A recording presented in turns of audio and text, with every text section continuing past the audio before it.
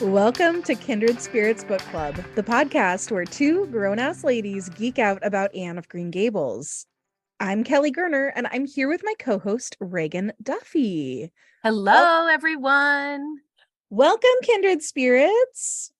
Okay, Reagan, so it's the first week of January, and I think at this time of year, I often try to come up with like a theme for the year or my word of the year. I don't know if this is something that you spend a lot of time thinking about, but this year I think that my word of the year, my sort of guiding principle is going to be peace. I love that. Yeah, thanks. And I don't mean peace in like a, I don't know, like ostrich putting the head in the sand, non-confrontational sort of a way. I mean it more in the idea of I'm going to like preserve my peace at the expense of getting involved in, other people's drama, whether that's at work or family or personal life, and just sort of prioritize my own equilibrium above all of the hecticness, the busyness that can sometimes surround us and that I think I oftentimes get far too wrapped up in. I know my tendency is to get excited about things and say yes to everything. And so this year I need to remember that my guiding principle is peace. And if something, even if it sounds like a good idea on paper, is going to rob me of my peace, I need to say no. I love that idea. And I was thinking about this. I think my word for this year is balance, which I guess I try and strive for every year. I know. That may have been my word of the year for multiple years. I don't do this every year, but when you and I end up spending like New Year's together, this is often the discussion. So I feel like that's always something I'm striving for. And realizing as I'm trying to find that sweet spot between work and home stuff and taking care of things at home and my daughter's activities and being there for her and creative things that I want to do and my relationship with my husband and friendships and rest. Oh gosh, the rest. That's the hardest part. Right.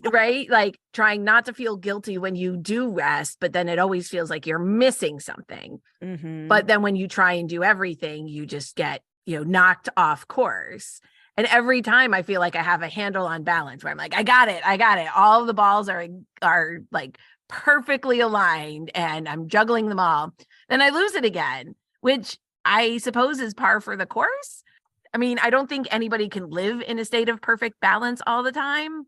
So maybe what I really need is to be focused on trusting that I'll regain balance when I lose it and get overwhelmed, and that it's not a steady state of being. It's something that you have to be actively working to maintain every year. I don't know. You are so wise. I'm just over here completely impressed and a little overwhelmed by that idea and I'm thinking about it with respect to my word too, because, expecting to maintain total peace and equilibrium throughout the whole year is really pretty unattainable, right? And so just the idea that, okay, that's just the guiding principle that we're working toward, knowing that it's not going to be attainable or achievable, but it's just something to keep our eyes on and focus on. I think maybe that's the best we can do. Right. And reminding yourself that you haven't failed if you fall out of balance. It's just something that you keep working towards again. Yep. Okay. We'll do our best. Right. Here's to 2023. Well, today, let's move right into the meat of this episode. And today's kindred spirit is none other than our heroine herself, Anne Shirley. Yay, Anne! We have so much to say about Anne, about her journey and growth throughout this book, that we are going to have 3 episodes about her. Of course we are. Anne is the reason we read these books. She's the inspiration for readers everywhere, and her iconic mix of imagination, impetuousness, and positive genius for getting both into and out of trouble has been immortalized for well over a century, with new fans every year discovering her. So why is Anne such a beloved figure in children's literature? One of the things we love about Anne is how human she is. She makes mistakes, but learns from them. She's dramatic and often unintentionally funny, and she learns to laugh at herself. She's flawed, and we get to see her grow into young adulthood the way that most of us do, in an uneven and rocky way, bumping along through misjudgments and problems, sometimes of her own making, but with a generous spirit, a true love for the people in her life, and a willingness to own her own discomfort. So let's talk about Anne's main themes and growth arcs over the next few episodes. For our quote of the episode, here's a bit of the Anne mission statement direct from the girl herself. There's such a lot of different Annes in me. I sometimes think that is why I'm such a troublesome person. If I were just the one Anne, it would be ever so much more comfortable. But then it wouldn't be half so interesting. In our story club today, we're talking about Anne, and we're talking about the two sides of Anne's obsession with beauty. The negative side, the side that Marilla is constantly trying to moralize out of Anne, is what everyone in the book refers to as a vanity. And the flip side of that vanity is Anne's deep appreciation and ability to notice the beauty all around her, whether that's in nature, or in other people, or in art, music, or literature. This is one of Anne's most distinctive and persistent character traits that sticks with her all her life. Early on in the book, Anne shares with us essentially her thesis statement about how vanity and her love of beauty are connected. Marilla says, "You shouldn't think so much about your looks, Anne. I'm afraid you are a very vain little girl." "How can I be vain when I know I'm homely?" protested Anne. "I love pretty things, and I hate to look in the glass and see something that isn't pretty. It makes me feel so sorrowful, just as I feel when I look at any ugly thing. I pity it because it isn't beautiful." We want to talk first about what is often termed Anne's vanity. And I think Maud uses the word a little bit differently than we would commonly think of it today. Vanity here means focusing on someone's, particularly women's and girls', outward appearance. Anne is indulging in vanity even when she's making negative remarks about her own looks, not just when she is unduly proud of her appearance. Just wishing she were prettier is vanity. That is so wild to me. Growing up, I felt really connected to Anne because of how consumed she was by her appearance. I felt exactly the same way. I thought about how I looked constantly. And I think that's pretty normal for adolescents, right? It seems like Marilla has undertaken quite the challenge if she's trying to keep a young girl from thinking about her looks altogether. Totally agree. I was definitely focused on any flaws I thought I had. They feel magnified when you're a teen, and you're sure everyone is noticing everything about how you look. I think it's part of growing up, as well as part and parcel of growing up in a society that focuses on women's and girls' looks. The church may preach all it likes, but society is judging girls with how they look. And in Anne's case, that affects marriageability. And even 100 years later, girls' popularity, acceptance, desirability, and worth are still bound up in how they look. Yeah, Anne's struggle with her appearance strikes me as very contemporary, even now. Yes. So, very early on in our acquaintance with Anne, we learn that she considers her red hair to be a burden inflicted upon her. In that first buggy ride with Matthew, Anne talks about how ugly she is 3 different times in an 8-mile drive. She makes bare mention of being orphaned as an infant or the terrible neglect she suffered from being passed around as unpaid help, and instead she focuses on her red hair as the cause of her misery. She explains that she can imagine almost anything else away, but she can't imagine her red hair away, and she calls it her lifelong sorrow. It's easy to read between the lines that Anne somehow equates being beautiful with being loved and being wanted, and even with being good.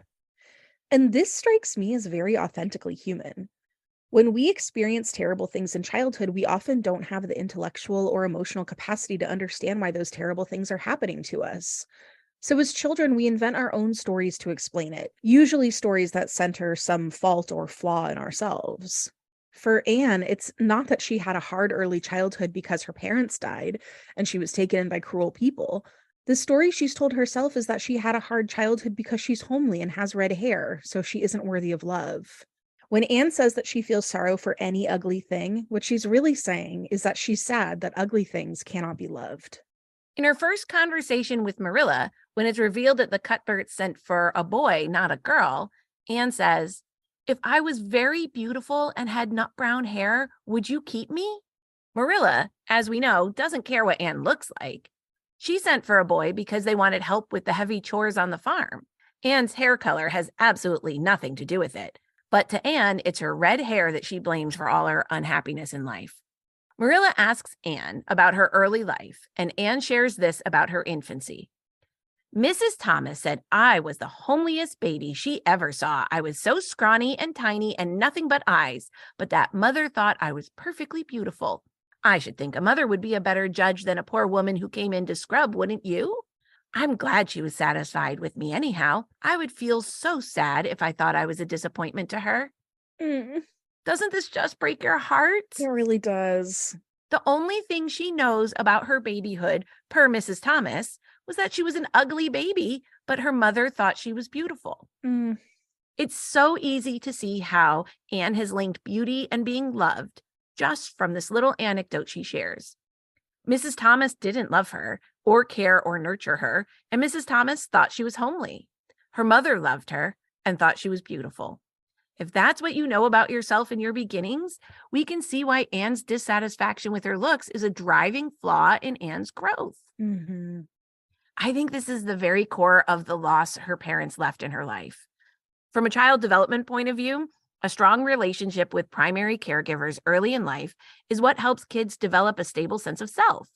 We need to know that we are loved for who we are and no matter what we do at an early age. That's what gives us the foundation to build our sense of self on. It's clear that Anne never got that, and it's a testament to her resilience that she's as open and trusting and true to herself as she is. But if Anne's parents had lived, she could have grown up knowing in her bones that she was loved exactly for who she was in that moment and would be in the future. Her red hair might have bothered her because, hey, society will comment on how you look no matter what era you grow up in. But she wouldn't have to look for reasons why she was unwanted. If she had parents to tell her she was beautiful, adorable, clever, joyful, and good every day, she wouldn't have consistently doubted herself, as we see that she does throughout this book. Anne has been told very few good things about herself, it seems. And what she has been told is that she's homely and red-haired and troublesome and a burden. It's not hard to draw a direct line between how she looks and all the rejections she feels. It's so heartbreaking to me to think about what Anne's life might have been like had her parents survived. It's interesting that though Anne bemoans her own looks, she can be somewhat shallow in judging other people as well. She loves having pretty friends, and she bemoans Charlie Sloane's goggle eyes and Moody Spurgeon McPherson's sticky out ears as reasons that she wouldn't want her name written up with theirs. And I think that connects back to that story she's been telling herself, that beauty is lovable and ugliness isn't. And since that message is often reinforced by society as well, there's no one, other than Marilla, I guess, who thinks that Anne shouldn't notice physical attributes at all, to tell Anne otherwise.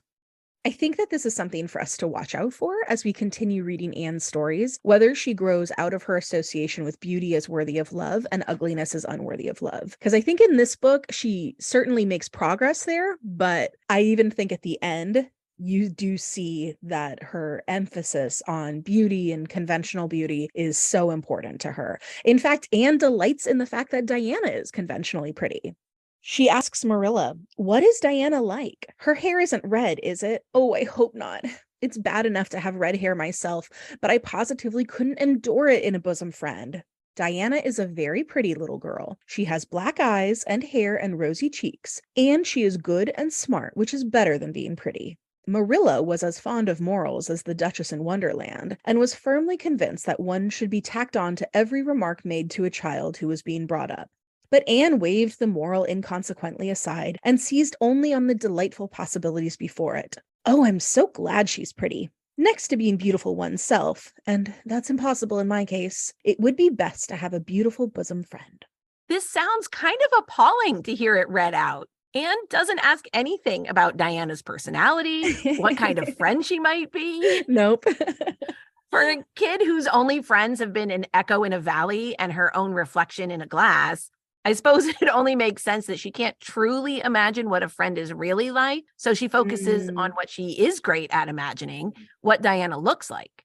And since being beautiful is to be loved and wanted, Anne knows that she will love Diana. Oof, I have to admit that this does hit close to home for me. I experienced a lot of shame and fat phobia by growing up as a fat kid, and I know I was always really reluctant to be too close, too friendly with other fat kids. It just seemed like any bullying I was experiencing would be doubled. So, out of a sense of sheer self preservation, I did my best to surround myself with conventionally attractive and thin kids, especially when I was right around Anne's age. I did grow out of this tendency by high school, thank goodness. But I can see why Anne, who is so sensitive about her looks, would want to be friends with a beautiful child like Diana. We see throughout the book that Anne's sensitivity regarding her hair and her looks drives several of her biggest temper flares and is directly responsible for at least one of her biggest scrapes. This is when Mrs. Lynde very insensitively calls Anne homely, scrawny, and with hair as red as carrots. And Anne flies into a justified temper at this and yells at Mrs. Lynde. And then, of course, when Gilbert calls Anne carrots, she smashes the slate over his head and spends 5 years holding a grudge. Anne is so angry because they are both calling attention to the thing that not only Anne dislikes the most about herself, but the reason that she's decided she's most unlovable. Anne quickly gets over her anger with Mrs. Lynde, in part because Mrs. Lynde offers her the hope that her hair will darken to auburn as she gets older. Oh, I could endure anything if I only thought my hair would be a handsome auburn when I grew up. It would be so much easier to be good if one's hair was a handsome auburn, don't you think? As Anne and Marilla talk about the incident with Mrs. Lynde and the subsequent apology, Marilla reminds Anne that she should control her temper in the future. That wouldn't be so hard if people wouldn't twit me about my looks, said Anne with a sigh. I don't get cross about other things, but I'm so tired of being twitted about my hair, and it just makes me boil right over. Do you suppose my hair will really be a handsome auburn when I grow up? I understand this feeling so well. I remember being a kid and absolutely just fantasizing about what I was going to look like as an adult. Did you ever do that? Oh, yes. I was so certain that by the time I was grown up, I would probably look a little bit like the actress Kate Winslet, because do you remember how in the 90s we all thought she was fat? Just bonkers to me. Absolutely bonkers. But I was okay with that, right? Because she was still accepted as being so conventionally beautiful. So tell me, when you were little, did you also think about what you were going to look like, and what did you think it was going to be? Oh, yeah. Interesting question. So, first of all, I'd love to scoff at the idea that Kate Winslet was somehow some great plus size breakthrough. Oh, I know. But over 20 years later, I'm not sure we've progressed that much farther. I know. It's a work in progress. Yeah. I do remember someone once told me I looked a little like the girl in the movie The Cutting Edge, Moira Kelly, and I clung to that idea as a lifeline. Oh, well, she was so pretty, and I actually totally see it. Yes, I think that's right. So, as we talked about in Marilla's episode, church teaching at the time often focused on vanity as a sin, and that people should be thinking of higher good rather than how someone looks. And that's one of the ways that Marilla tries to bring up Anne, by redirecting her away from thinking about physical appearance to more substantial matters. Anne's vanity is often cast in contrast to Marilla's practicality throughout the book. Marilla doesn't often care how something looks as long as it's functional, whereas Anne wants things to be beautiful and fashionable, often because she wants the outside to match the inside. Marilla makes Anne neat new dresses after she arrives at Green Gables and can tell that Anne is disappointed with their simplicity. She tells Anne, "I don't believe in pampering vanity." And while Anne is grateful for the new clothes, she responds with, "I'd be ever so much gratefuler if you'd made just one of them with puffed sleeves. Puffed sleeves are so fashionable now. It would give me such a thrill, Marilla, just to wear a dress with puffed sleeves." Well, you'll have to do without your thrill. I haven't any material to waste on puffed sleeves. I think they're ridiculous looking anyhow. I prefer the plain, sensible ones. But I'd rather look ridiculous when everybody else does than plain and sensible all by myself, persisted Anne mournfully. Well, this very much encapsulates the tension between Anne and Marilla that runs through their relationship in the early years. Anne wants to fit in, to belong with all the other girls her age. How relatable. Yes. Don't most tween and teens want that very same thing?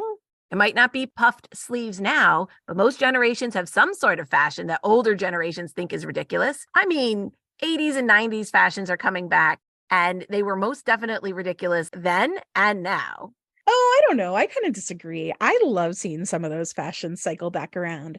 Every time I see like a teenager in those big stompy Doc Martens that I used to love, I just grin. And then of course, I also remember what a beast those shoes were to break in. Doc Martens, maybe, but acid wash jeans are still a hard no from me. Oh, shudder.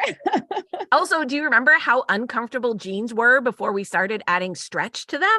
Oh, I know. Gosh, we are just punishing ourselves. We really were. Also, I'm still pretty appalled by 80s hair. I desperately wanted a perm at the time, but thank goodness my mom vetoed that.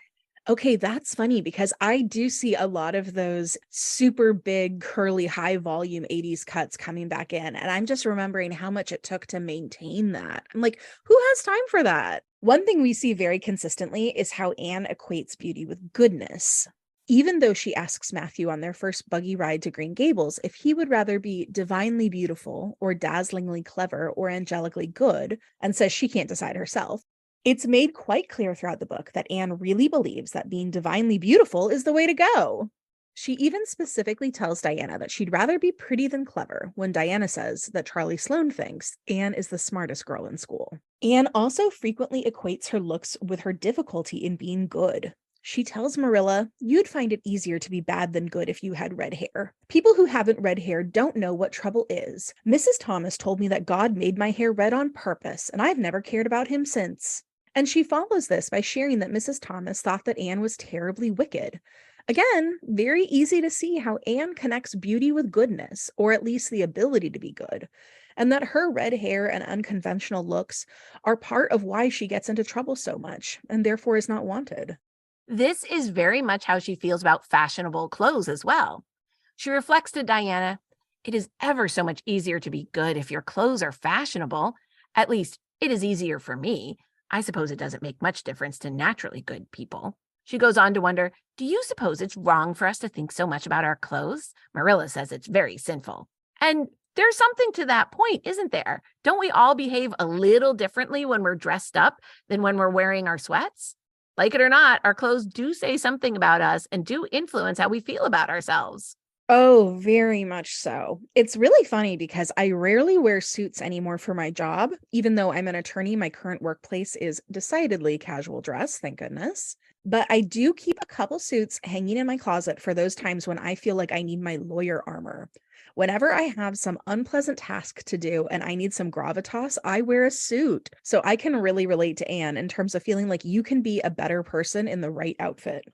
And I think that's the middle path here between Marilla's view of not thinking about clothing at all and Anne's view in which her clothing is directly responsible for her goodness. Sure. We see that even as Anne grows up and she becomes both more reconciled to her red hair and grows into her looks, she still can't quite grow out of the belief that being beautiful would fix any problems in her life. Which, of course, is quite obvious when she accidentally dyes her hair green, going, of course, for a beautiful raven black instead. "Yes, it's green," moaned Anne. "I thought nothing would be as bad as red hair, but now I know it's 10 times worse to have green hair. Oh, Marilla, you little know how utterly wretched I am." I think Marilla might have had some idea. But anyway, Marilla tells Anne that it was a wicked thing to do, dyeing her hair. And that goes back to this idea of vanity as a sin that is distracting Anne from focusing on moral goodness instead. Anne replies, "I thought that it was worthwhile to be a little wicked to get rid of red hair. I counted the cost, Marilla. Besides, I meant to be extra good in other ways to make up for it." I like how she's doing this sort of like goodness morality accounting around dyeing her hair. Oh, yeah, she's got the abacus out. Totally. But here again, beauty and goodness are all bound up together for Anne. Anne frequently talks about how it would be easier to be good and lovable if she were prettier or had more fashionable clothing. And here she thought she was getting a chance to put that into action. Marilla doesn't miss the chance for a lesson here, saying, "I hope you'll repent to good purpose and that you've got your eyes open to where your vanity has led you, Anne." Anne really does feel punished by the green hair and subsequent short haircut. "I'll never, never look at myself until my hair grows," she exclaimed passionately. Then she suddenly righted the glass. "Yes, I will too. I'll do penance for being wicked that way. I'll look at myself every time I come into my room and see how ugly I am. And I won't try to imagine it away either. I never thought I was vain about my hair of all things, but now I know I was, in spite of its being red, because it was so long and thick and curly. I expect something will happen to my nose next. And I think that scenes like this one are really at the crux of why Anne is such an enduring heroine. I mean, who hasn't done something completely idiotic in pursuit of being more physically attractive? Just like the sheer number of times I've done some absolutely insane crash diet like the Master Cleanse. Ugh, I shudder to think about my younger self and what I put her through, all in the name of pursuing an unattainable beauty standard. Reagan, please tell me you've never done anything quite as absurd as Anne and me to become more beautiful. Well, I definitely cut some unfortunate bangs when I was exactly Anne's age in this scene. Uh, My mom had very strong opinions about hair. I was in college before I ever got it professionally cut. Before that, my mom just trimmed my long hair herself. And in some ways, it was good. I mean, see the lack of embarrassing perm in my history. But in some ways, it might have been better to make a few more of those mistakes early on in life. My mom didn't let me get bangs, and I so wanted them. So I cut them myself, very wispily, and of course, pushed them back in a headband before I went to school and pulled them down as soon as I was on the bus.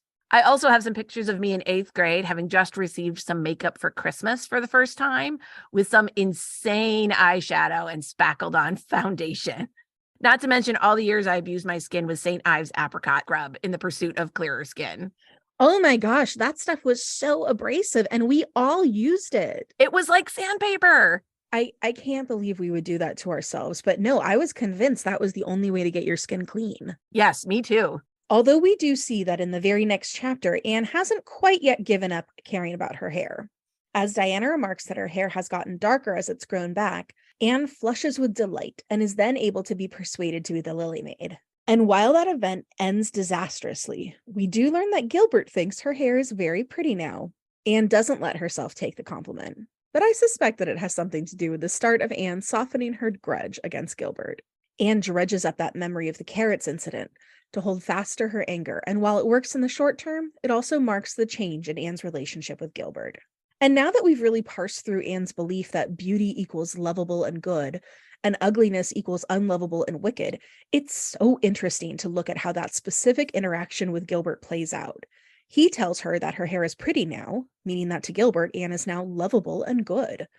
But Anne has held on to the belief that Gilbert thought of her as carrots, that is, in Anne's mind, unlovable and wicked, for so long that she can't change her approach to him. And it's interesting to know that this is the day she starts to forgive him. As Anne gets older, she moves away from constantly denigrating her looks, although she's not often convinced she's really pretty, despite being told so. And as she gains self-control and judgment, she has fewer scrapes to blame on her red hair. It is also very clear that as Anne realizes that she is lovable and that she is loved, her feelings of insecurity regarding her looks can be lightened. She has a home and friends, and so the fear of rejection, of being left behind, can be let go of, letting Anne view her hair with more humor and acceptance. Towards the end of the book, as she and Marilla reminisce about Anne's girlhood mischief, Anne says, "I laugh a little now sometimes when I think what a worry my hair used to be to me, but I don't laugh much because it was very real trouble then. I did suffer terribly over my hair and my freckles. My freckles are really gone, and people are nice enough to tell me my hair is auburn now." But I think it's less that Anne's hair has gotten darker or that she's prettier. It's that as Anne has made real academic achievements and forged an identity that has been loved and embraced by so many, she can both see the beauty that was always there and she can separate her worth from how she looks.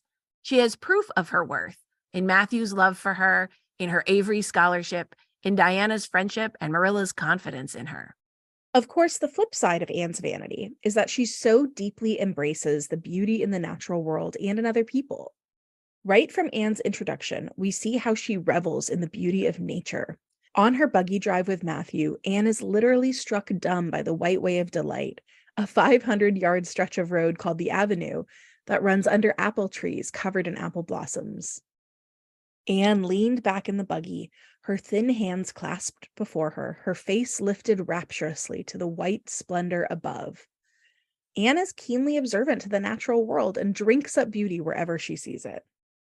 It's clear that Anne has been starved of beauty and poetry just as much as she has been starved of care and concern in her early life. The next morning, Anne is in a reverie, soaking up the beauty of the view from her Green Gables window.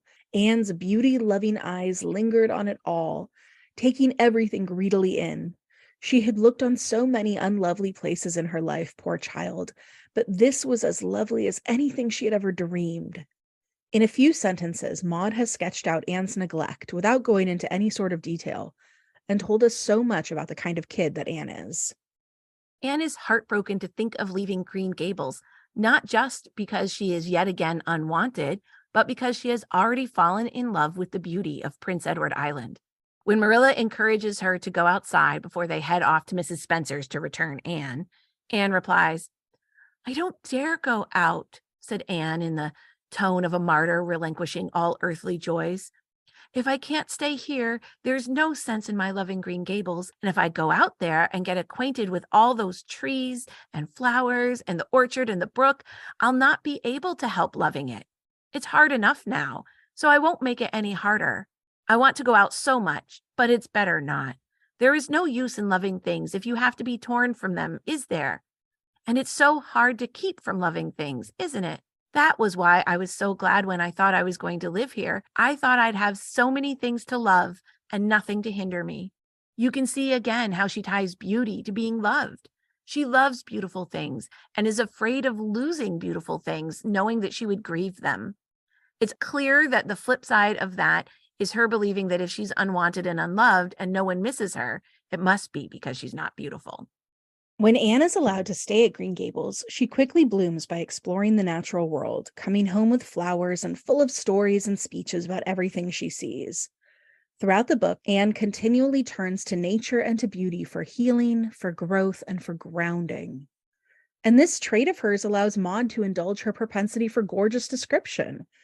Throughout the books, there are lovingly rendered details of flowered walks and gardens, windswept hilltops, and summery beaches. Anne revels in it, and clearly Maud did as well. We could quote a million passages illustrating this, but here's one of our favorites. Anne lingered there until dusk, liking the peace and calm of the little place, with its poplars whose rustle was like low, friendly speech, and its whispering grasses growing at will among the graves. When she finally left it, and walked down the long hill that sloped to the Lake of Shining Waters, it was past sunset, and all of Avonlea lay before her in a dreamlike afterlight, a haunt of ancient peace. There was a freshness in the air, as of a wind that had blown over honey-sweet fields of clover. Homelights twinkled out here and there among the homestead trees. Beyond lay the sea, misty and purple, with its haunting, unceasing murmur. The west was a glory of soft mingled hues, and the pond reflected them all in still softer shadings. The beauty of it all thrilled Anne's heart, and she gratefully opened the gates of her soul to it. "Dear old world," she murmured, "you are very lovely, and I am glad to be alive in you." That is just one of my favorite passages. It's so beautiful. I can picture it so clearly in my mind. Yeah, she really paints this amazingly beautiful, realistic picture that just thrills you. Yeah. Anne loves bringing nature inside the house, often decorating her room or the table for tea with the minister with blooms or boughs from outside. Practical Marilla doesn't see the sense of this, of course, but it shows how Anne deeply desires to have beauty surrounding her wherever she can. "Oh, Marilla," she exclaimed on Saturday morning, coming dancing in with her arms full of gorgeous boughs. "I'm so glad I live in a world where there are Octobers. It would be terrible if we just skipped from September to November, wouldn't it? Look at these maple branches. Don't they give you a thrill, several thrills? I'm going to decorate my room with them." "Messy things," said Marilla, whose aesthetic sense was not noticeably developed. "You clutter up your room entirely too much with out-of-doors stuff, Anne. Bedrooms were made to sleep in." "Oh, and dream in too, Marilla. And you know one can dream so much better in a room where there are pretty things. I'm going to put these boughs in the old blue jug and set them on my table." Oh, it's so funny. Just think of Anne's room totally festooned with branches and leaves and flowers and all of these things, and poor Marilla trying to keep clean around it. Sweeping up all of the dried bits that fall. I'm sure. After a childhood of so much neglect and austerity, Anne deliberately tries to surround herself with as much beauty as possible. Finally, having a chance to affect her own environment must be liberating in a way, and as soon as she can, Anne is off to bring loveliness into every corner of her life. We see that Marilla gradually resigns herself here as well, letting Anne bit by bit decorate her room and the house, and at the very end, when Anne returns from Queen's, Marilla has put a beautiful tea rose in Anne's room to welcome her home. Oh, I love that detail, that like soft bending in Marilla's way to Anne. Me too. Anne is so generous in sharing her love for the outdoor world, often begging her friends to admire sunsets or imploring Marilla to smell armfuls of flowers. It's just one of the tiny ways we see Anne's influence at Green Gables, with Marilla gradually embracing these bits of beauty as well, even though they are not practical. We see Anne's love of beauty in the way she swoons over art, particularly poetry and recitations, as well as music. Anne says of listening to a prima donna sing, "Oh, Marilla, it was beyond description. I was so excited I couldn't even talk, so you may know what it was like. I just sat in enraptured silence. Madame Selitsky was perfectly beautiful and wore white satin and diamonds, but when she began to sing, I never thought about anything else. Oh, I can't tell you how I felt. But it seemed to me that it could never be hard to be good anymore. I felt like I do when I look up to the stars." And this is not only Anne being overtaken by emotion from the performance, she's also tied being good to this feeling as well. Anne uses beauty as a stand-in for all things good or inspiring. We also often see Anne quoting bits of poetry or being swept up in listening to a recitation. It becomes a spiritual experience for her in a way. Anne also loves fashion, the amethyst brooch, puff sleeves, ribbons, and flounces.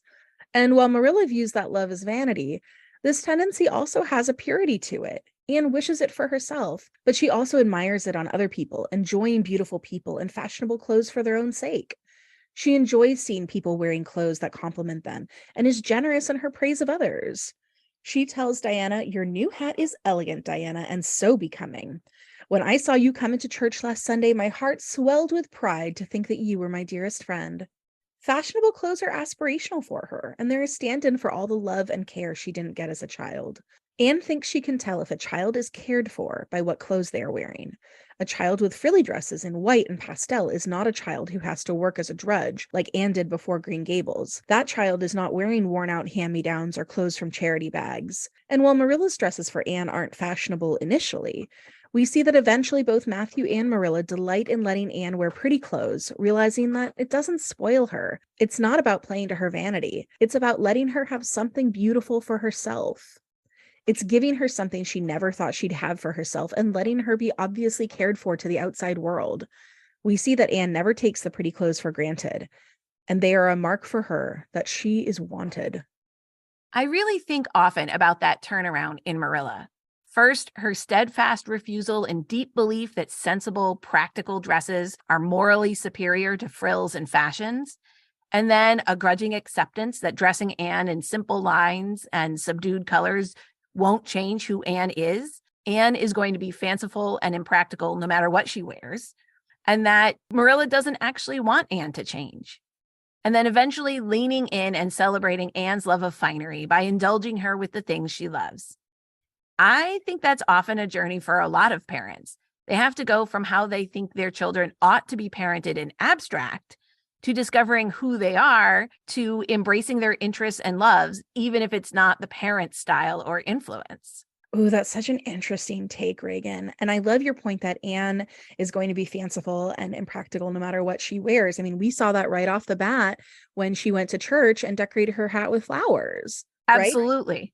She's Absolutely. and in the way she decorates her room, right? She has this plain room, this little East Gable room, and she fills it with boughs of maples and beautiful flowers in spring. I mean, Anne is going to be Anne regardless of what Marilla's values are. And so watching Marilla slowly change her parenting style for the child she's parenting is really beautiful growth. Yes. And it's one of the reasons we really love Marilla for sure. Mhm.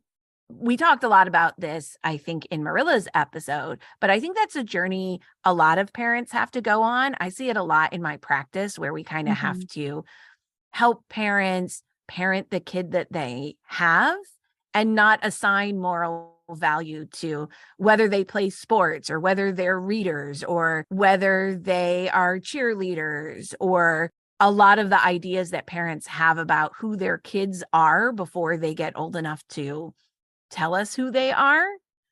Parents have to let go of that and lean into who their kids really are and what they like.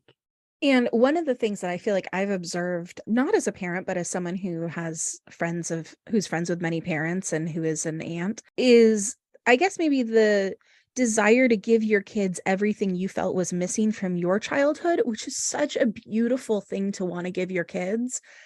And it totally misses the point that your kids might not want any of it. And it might not work for them. I think exactly. Yeah. You know, if you were a child growing up and what you really, really wanted more than anything was to play basketball and your parents didn't have money for you to join the team, you might compensate by signing your kid up for Pee Wee basketball as soon as they're old enough and really push that because that's what you wanted more than anything. Yep. But is that what your child wants? Is that who they are? Maybe, but maybe not. And you really have to tune in to that and celebrate who they are. Yeah. Anne's love of beauty runs parallel to her imagination, so we will explore it more in depth when we get to a future episode about Anne and imagination. But she spends a great deal of her daydream time inventing beautiful heroines and gorgeous clothes to drape them in. Honestly, Anne, same. Anne's love of beauty was something that clearly saved her during her years of neglect. Glimpses of sunset or a struggling Mayflower by the side of the road nourished her sensitive soul when she was given so little other emotional substance. Coming to live at Green Gables, where she is surrounded by beauty, fills her, and she never becomes jaded to it. Each beautiful sunset and dusky violet is new to her. While her worship of beauty has the dark side of not just vanity, but of assigning worth only to beautiful things and beautiful people, it also saved her poetic spirit. And Anne's growth through this book lets her balance these two ideas. She can both love beauty and she can let herself be loved regardless of her red hair. While Maud makes it clear that Anne becomes beautiful, if in a somewhat unconventional way, as she grows up, the more important growth is in Anne's recognition and trust in her own worth. Seeing herself as beautiful in a broader sense comes from being loved and cherished. And we love that journey for her. Yes, exactly right. Finding that her own internal beauty is so much more meaningful than her external beauty. And because of that, being able to make peace with her appearance. Yes. So, in our Birch Path Wander today, let's detour to discuss what beauty standards might have been like for Anne. One thing to note as we discuss this is that the book Anne of Green Gables was set in the late 1870s or early 1880s. Maud is never specific about a year. But the CBC production of Anne of Green Gables that we love is set in the early 1900s. And Kevin Sullivan apparently made a very specific choice to do that regarding the fashions. So we have this switch from more Victorian era fashions in the book to more Edwardian era fashions in the movie. So for our purposes, we'll stick to talking more about late Victorian era fashion and beauty. So one thing that was very important in the Victorian era was the lack of makeup. Queen Victoria was very vocal about looking down on women who wore obvious cosmetics, which were associated with actresses and sex workers at the time. It didn't mean that women didn't secretly adorn themselves with homemade cosmetics, but the emphasis was on natural beauty. The desired look was fair skin, rosy cheeks and lips, and big, bright, sparkly eyes. The emphasis was on clear, fair skin, so freckles like Anne's were often viewed as flaws. Sadly, women who contracted tuberculosis would often have some of these features as the disease progressed. They would become very thin and pale from the lack of appetite and anemia, and they'd have dilated eyes, rosy cheeks, and lips caused by a frequent low-grade fever. So there was this weird elevation of this look as beautiful, even as the women were dying. Strange. It's talk about wild. This is wild. Yeah. Tuberculosis was originally associated with delicate upper-class women, at least early on, before the discovery of bacteria and germ theory. Tuberculosis was initially thought to be caused by bad air, and delicate women were more susceptible to it. Tuberculosis was romanticized during the Victorian era, with the poet John Keats dying of it, and Lord Byron even remarking he wished to waste away of it as well. So women would try to achieve the look of having consumption, as tuberculosis was called. They would put eye drops of lemon juice or belladonna, a poison, in their eyes to dilate them, and powder their faces, sometimes with arsenic or lead powder, to make them whiter. It's so interesting the way that tuberculosis was romanticized. And I even think that this was such a prevalent image at the time that it's kind of carried through even to today. In terms of fashion, the earlier Victorian era would be known for enormous hoop skirts. But by the 1870s, skirts were starting to get slimmer, the style less exaggerated, the bustle and the crinoline starting to decrease in size and in usage. Girls Anne's age would be wearing looser fit dresses, not needing the corsetry that grown women were still using. Sometimes those dresses were belted with a sash, and girls would generally wear white pinafores over them to protect their dresses. So what's funny about puffed sleeves is during the Victorian era, the puffed sleeves went in and out of fashion several times. But towards the end of the late 1800s, they definitely came back into fashion, and they often grew to outrageous proportions. Some puffs were as large as the wearer's entire torso. The sleeves were often stuffed to keep their shape or had elaborate boning inside, and obviously they wouldn't have been practical for everyday wear. So Kelly, I'm going to show you a few pictures of women in puff sleeves from that time period and tell me what you think. What do you see?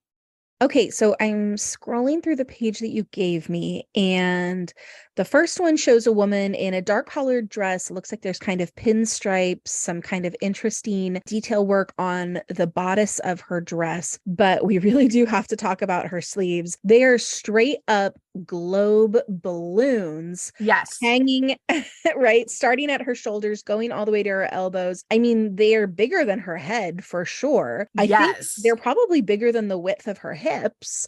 I mean, they're very, very large. The purpose of puff sleeves was to make the wearer's waist look very tiny, which Oh, well, purpose achieved. certainly worked, right? Purpose achieved. Yeah, they certainly knew what they were doing, playing with proportions here. And this looks like it must have had some kind of other support. Like they're too big to have been puffed up by their own. In order to have a fabric stiff enough to puff that way, the fabric would have to be too heavy to be held up that buoyantly. So there must be something inside holding those sleeves aloft. Yeah, so they were kind of either stuffed with fabric or they would kind of make these sort of like little cages that you would wear under your puffed sleeves. Oh, that's wild. To support the shape. Yeah. Okay, scrolling down to the next one. This dress is very, very pretty. So she's got like a little half jacket over her dress, it looks like, because you can see sort of the material of her shirt underneath. And then the jacket has kind of an interesting cutouts around it. And these sleeves are also quite large. The puffs are quite large, but they only go down they don't go all the way down to her elbow. So it's most of her upper arm, but not all of them. And they're quite big, but like a little bit more refined, I think. I'm actually really taken by the details on this woman's dress. I mean, just the amount of work that it must have done to put this together with all these different little cutouts and trim and details and everything. And then, of course, the amount of fabric involved in these sleeves. My goodness. Yes. And so what you can see with some of these puffed sleeves is that some of them sort of tighten around the elbow and then are tight from the elbow to the wrist. Sometimes they would be short, like they would end kind of at the elbow. Sometimes you would get kind of in later years a puff that would be almost full to the elbow, but maybe not quite as like round and voluminous. So the shape of the puffed sleeves would kind of change over various years as they came in and out of fashion, kind of ballooning in size and then getting smaller. And kind of this picture is definitely like that higher rounder puff as opposed to like a full upper arm puff. Yeah. But it's definitely, I mean, certainly wider than her hips. I would say like twice as wide as her shoulders. It really makes the top of her torso probably twice as wide as it is ordinarily. Yeah. So in Anne of Green Gables, there's a point where Marilla jokes about girls not being able to fit through doorways. They're getting so big. And that was actually a thing that happened in some of the more outrageous, extravagant puffed sleeves. Is there was definitely times where, yes, you could not fit through the width of the doorway. Yeah, that makes sense. That makes perfect sense to me. So moving down a little bit. Now here's a woman wearing sort of a puff sleeve shirtwaist, it looks like, because it's just the top portion of her dress. These sleeves are, I think, more that longer puff that you were talking about, where it looks like the puff is continuing all the way down toward her elbow. And although they're still very puffy, they're not quite the like high balloon, super circular globe look. Yeah, so the puffs kind of changed over time, which was very interesting. And I'm sure people who are very into historical fashion would be able to be very specific about being able to tell which year some of these pictures were based on the type of puffed sleeve. But in either way, you can kind of see why Anne is drawn to this extravagant, very special look. This is not an everyday kind of look. No, I mean, you can tell that every single one of these dresses that I've looked at, this is an occasion look, right? Like no one's washing dishes wearing these. Right. It would be very hard to do practical things. And then the other thing about these slightly longer puff sleeves that I'm looking at that it's making me think of is they almost look like a bustle, right? In the way that they're shaped. So it's like two little bustles on each arm, kind of harkening back to that idea of playing with proportions so that way the waist looks smaller by exaggerating the size of the rear and the arms. Absolutely. So anyway, there's a little trip down puffed sleeve lane for you. These are to wild. See. Now I'm just scrolling through all of them. Oh, here's one that's all just ruffles and flounces. So on top of the puff sleeves, she's also got at least 6 layers of ruffles on top of them. So they're even bigger. Yeah. For sure she was wearing cages under her arms. Wow, these are really something. So there you go, listeners. If you get a chance, Google Victorian era puffed sleeves. You will be astounded by some of the pictures that come up. And it makes me think, we have, I think in current fashion, experienced a little bit of a resurgence for, if not fully puff sleeves and like maybe like a more decorative sleeve or a balloon sleeve or whatever, but certainly nothing that even approaches these heights. No, for sure. So the other thing that was often influential is regarding hairstyles. So the illustrations of Charles Gibson, so he made a lot of illustrations of young women during the late 19th century into the early 20th century. And the Gibson girl kind of came to personify female beauty at this time. So that would have just been coming into fashion as Anne was growing into adulthood. And the Gibson girl was famous for having these iconic hairstyles of hair piled high on the head in a pompadour or bouffant type style, very loose, showing kind of like how much hair the wearer had. Anne, of course, wasn't yet old enough to put her hair up. Girls wore it down until they were about 16, signaling the shift from girlhood to womanhood. And girls would wear their hair loose or in long braids, and long hair was very much the standard. So Anne's short haircut was extra humiliating. So personally, it's always hard for me to kind of wrap my mind around all of the clothing details that Anne rhapsodizes about, all of the tucks and flounces that she discusses in detail, but I do love her passion for describing them. Oh, that's interesting to me because so listeners, Reagan is a sewer and a very good one. And I know that you think a lot about design and things like that. So I'm surprised that that's not something that kind of instantly comes up for you when you're reading. Well, let me tell you, vastly different. Like this, the kind of styles here are vastly different from the kind of clothes that I sew for my daughter. Yeah, nowhere close. The amount of pin tucks and flounces. That is not the kind of sewing I like to do. That is very detailed. So we've certainly talked a lot about puffed sleeves in this episode, but let's take a little moment to talk about our favorite puffed sleeve moments from this episode, or rather a moment that we love just for it being a little extra. So mine is when Anne is waxing on about finding Mayflowers to Marilla. She says, "I am so sorry for people who live in lands where there are no Mayflowers." Diana says, "Perhaps they have something better, but there couldn't be anything better than Mayflowers, could there, Marilla?" And Diana says, "If they don't know what they are like, then they don't miss them."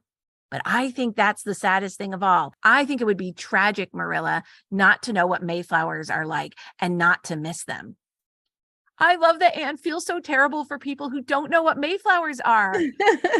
They fill her soul so specifically that she is sure that other people must have something missing in their lives that they just can't fathom for the lack of Mayflowers. Wait, what are Mayflowers? Are they like... Good question. I think they're very small, delicate, pink and white flowers. Yeah. Yeah. And they bloom for a very short period of time in, I think, places where they have more specifically spring than here in Southern California. Okay, so we are those people that Anne is sad about who don't even know what Mayflowers are. We have holes in our souls that we don't even know. We don't even understand what's missing. Oh, I'm looking at a picture right now. And yeah, you're right. They do kind of remind me of maybe like a little like lilies of the valley. You know what they actually look like to me is they look a little like jasmine, right? Oh, Anne okay. wouldn't have had jasmine where she is, but we have plenty of it where we are. So maybe Anne has a little jasmine shaped hole in her soul that she doesn't know about. Exactly. And if you have smelled night blooming jasmine on a walk on a Mm, Southern California spring evening, that also really fills your soul.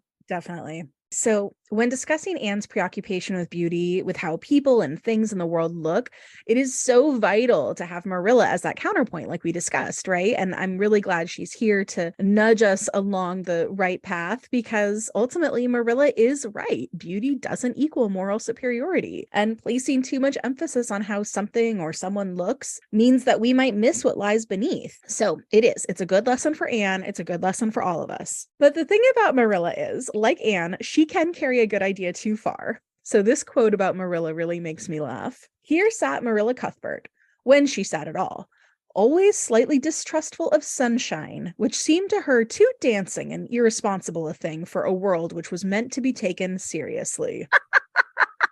Marilla, it's sunshine. It's okay to enjoy the sunshine, Marilla, beautiful or not. Oh, Marilla.